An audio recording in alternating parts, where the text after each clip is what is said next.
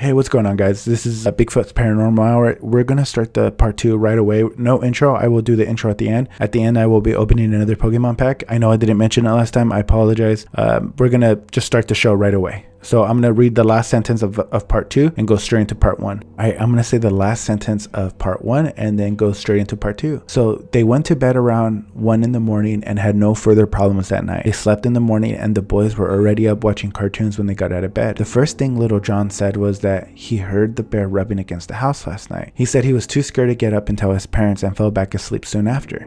Then little Timmy said, "The cowman talks funny." This stopped John cold. He asked his son, "When did you talk to the cowman?" Tim replied, "Last night in my room." John asked, "The cowman was in your room?" "No, Daddy, he's far too big for my room. He talked through my window," Tim said and turned back to the cartoons. "What did the cowman say, Tim?" John asked. "He talks funny." "I don't know what he said. He sounds like, ooh, ooh," Tim said and started making strange monkey-like noises. "Did the cowman try to get in through your window?" John asked, breaking out in a cold sweat. "No, he's far too big. He made funny faces. He had Lincoln log teeth," Tim said with a smile. Tim later learned that meant that it was square teeth that looked like the same size as the small blocks in a Lincoln log set. It apparently spent quite a bit talking and making faces outside the boy's window. Tim said it laid down and went to sleep outside, and he could hear it snoring.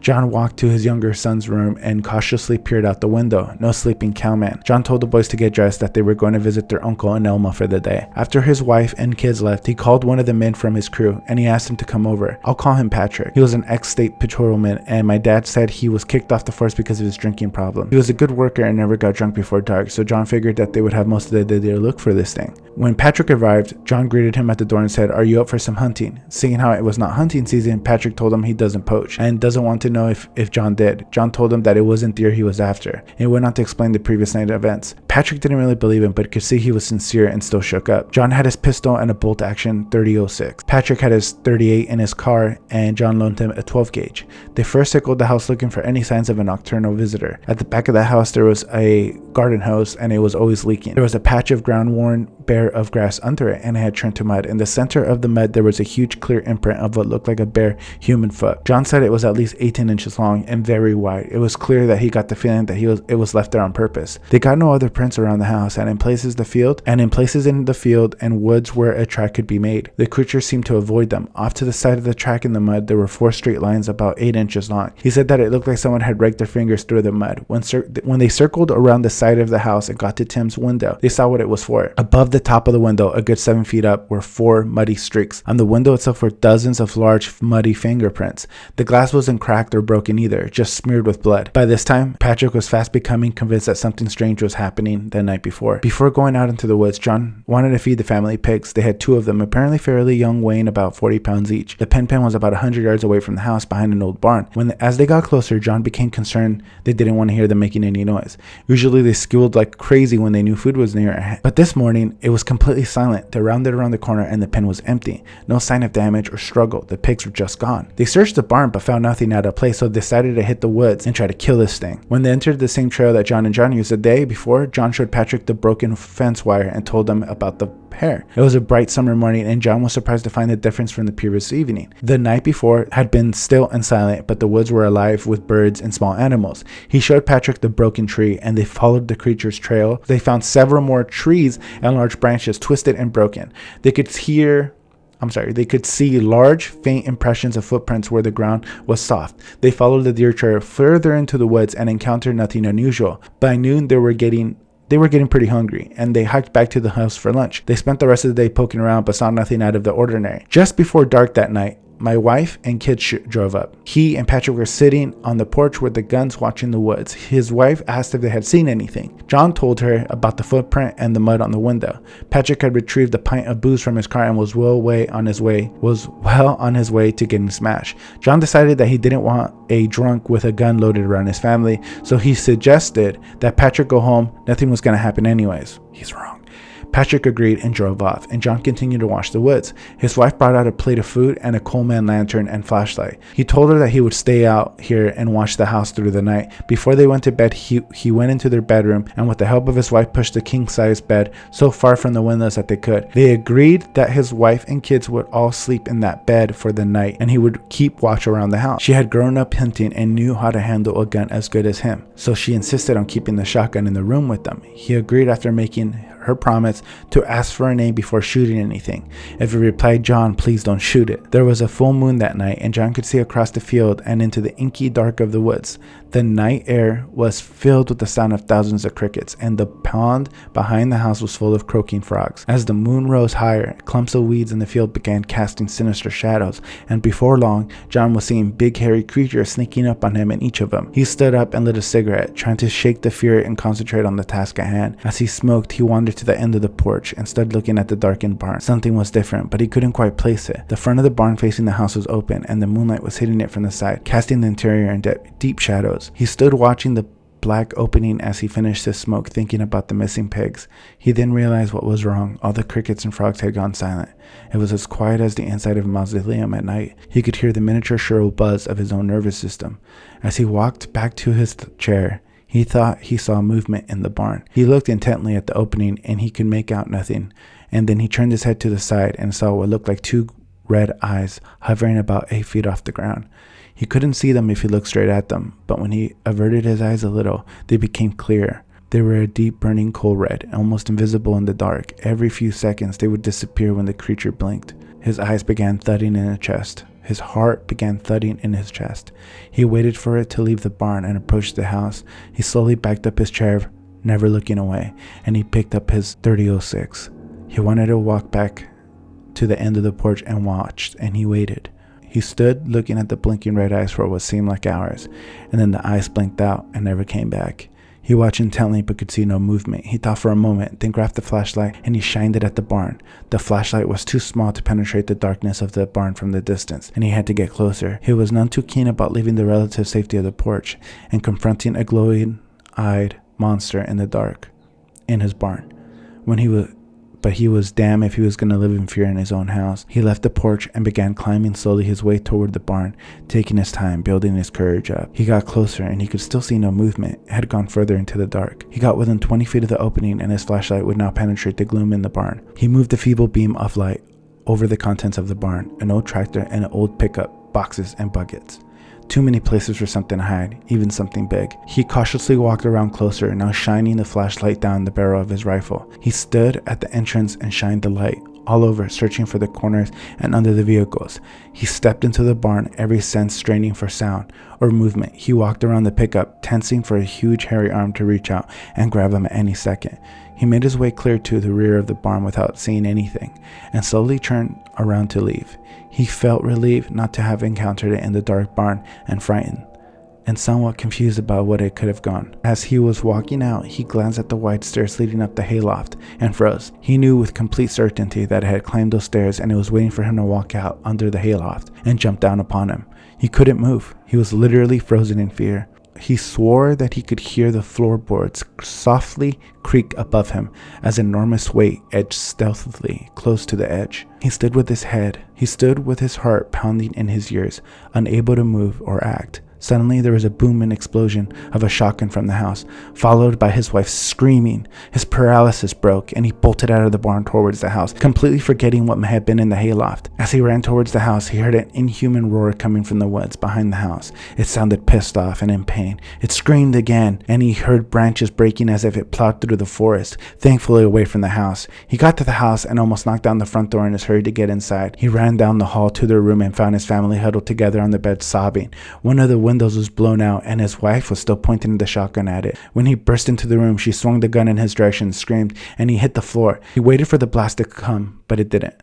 He slowly stood up and she put the gun down and he went to bed. He asked her what happened, but she was too shook up to answer just then. Tim started crying. "Why did he shoot the cowman, Mommy? Why?"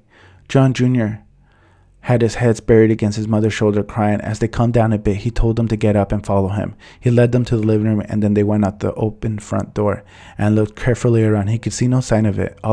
all was quiet again. He told them to come out and get in the car. They ran after pajamas and piled in the car. He got in, drove them to his brother's house in Elma. On the way there, they had calmed down enough to tell him what happened. She said a couple hours after they went to bed, she finally dozed off. She was awakened by Tim talking to someone and this bizarre clicking, chirping sound. Tim wasn't in bed. He was standing in front of one of the windows. The moonlight shining through both windows, illuminating the room pretty good, but there was a large shadow like a tree obscuring the window in front of Tim. She knew that there was no trees close enough to cast a shadow. She told to get away from the window. "Mommy, listen. The Cowman can sound like a bird." Tim said, pointing excitedly at the dark figure in the window, "Timmy, get away from the window," she said, trying to keep her voice quiet. Right after she spoke, to the noises from the outside changed. It went from a soft chirping to a strange gibbering, almost like human speech with an occasional pig-like snort thrown in. At this time, little John woke up and said, "What is that?" rather loudly. This seemed to incite the creature, and it hit the side of the house with fist hard enough for the walls to tremble. At this, little John screamed, and Tim yelled, "Quiet, you're going to scare him away." She yelled at Tim to get away from the window and reached up on the headboard and grabbed the shotgun. She got out of bed and started towards Tim. The creature leaned down, looked straight at the window, at her. She screamed and raised the shotgun, afraid to shoot because her son was so close to it. She started forward to grab Tim, and there was an explosion of breaking glass. A gigantic hairy arm reached through the window toward her son. She screamed again and fired over Tim's head, blowing out the rest of the window and hitting the creature with buckshot. It jerked backwards out of the window and disappeared in the dark. A few seconds later, she heard it screaming in the woods. "It was trying to get Tim. It was trying to grab my baby." She started crying again, and he confronted her as best as he could while driving. They stayed the rest of that night and the following night with his brother's family. He told his brother about it, but could see that his brother didn't believe him. He agreed to ride back to John's house with him early Monday morning before work. They had left the front door open in their haste to leave, and he was afraid of animals and vandals who would have gotten into the house. When they arrived, the house looked like a tornado had gone through it. The couch was upside down. There was a large, heavy console TV, and it was apparently thrown across the room, laying in a spray of broken glass. The kitchen was trashed, the refrigerator knocked over, and food everywhere. The door to both of the boys' rooms were left closed, and the rooms were untouched, same as the bathroom. The master bedroom was torn apart, the pillows ripped up, and feathers everywhere. The chest of drawers were knocked over, and the large mirror smashed. John's brother looked around in awe and said, "You better call the police." John looked at him and said, "And tell them what? Bigfoot destroyed my house?" They left and closed the front door this time and drove to my dad's mill in Aberdeen, Washington. John's brother waited in the car while John went in and told this to my dad. After he was done, my dad said, "Well, let's go have a look at it then." They drove back out to the house, and John showed my dad the damage. Now he pulled a clump of hair from his shirt pocket and let my dad look at it. As they were walking around the house surveying the damage, my dad pointed out at the cracks in the ceiling where it had apparently stood up and hit its head. John told my dad that they couldn't live there anymore, and even if the creatures were gone, they would always be afraid. The homeowner's insurance wouldn't cover the damage. The adjuster claimed that John must have done it in a drunken rage. My dad helped him find a place and gave him a loan for new furniture and stuff. The house was eventually fixed up and sold, and my dad never heard another problem there. A few observations about the story. My dad lost contact with John and his family in the mid-80s. They moved out of state, and my dad hadn't heard from them since. His brother died around the same time. Why didn't they call the cops? John had a lot of pride as well, and a lot of common sense. He knew that he logically couldn't explain what had happened to the authorities, and he didn't want the story to get out and have them branded a nutcase. I asked my dad if they saved the hair. He said John never mentioned it again, and Dad never asked him about it. I asked my dad if he saw the footprint and muddy fingerprints. He said he did. He said it looked like a giant barefoot man had stepped very carefully in the center of the mud. He's not a tracker, but he said it was the clearest print of any kind he had ever seen. I asked my dad if the neighbors had heard any of this. He said if they did, none of them ever mentioned it again. I also asked him if he thought it was possible John had made it up, that he had trashed his own house in a drunken rage and made up this elaborate cover story. My dad said John and his family were terrified of that place, and they didn't even want to go back and get their clothes. If it was an elaborate story, then what did he stand to gain? To profit from a story in any way, you have to share it with people. My dad and other folks mentioned the story are the only ones ever to have heard of it. And until now, of course, he said that whatever trashed the house was no man. The TV had to weigh close to 200 pounds, and it was obviously thrown across the room with great force. He said that even after 2 days, there was still a wild animal smell in the house. I asked him if he thought there might have been two creatures involved considering the incident in the barn. He said he asked John the same question and was told that John felt there was only one and that had lured him into the barn and snuck out the side door to the house. The thing he thought he heard in the hayloft was either his imagination or some common animal like a raccoon. For whatever reason, this critter seemed to focus on their 4-year-old son. Their son was the only one who never showed any fear of it, and he seemed to think of it as his friend. And although the sex of the animal was never determined, it was referred to a male because of the predatory stalking type behavior. That and the lack of breast. Or perhaps it was just not well endowed as the Patterson film subject. Anyways, that's going to end the story. I actually just edited 5 minutes off because the video was getting way too long. I wanted to keep it at 15 minutes. I went a little bit over. I apologize. My intro is going to start now. Thank you so much for all the new subs. I appreciate the support. You guys have been nothing but supportive and positive, and I appreciate that. If you guys want me to cover any stories, please comment or message me on Instagram at Captain_Hakagi. Message me any stories that you think that you believe in, not necessarily that I believe in, that you believe in, and I will cover it. I will put your name in the video, and I will tell people to go subscribe to you or follow you wherever you want, and just message me stuff, please. I need cool stories that I can cover, and I want to be more interactive with my subs. So I appreciate your guys' support. Thank you so much. I love you guys. I honestly, I fucking love you guys. Without you, I don't know, I'd be sitting on the fucking couch. So I completely appreciate everything you guys do for me. So later, I'm going to end it right now. Later. Bye-bye.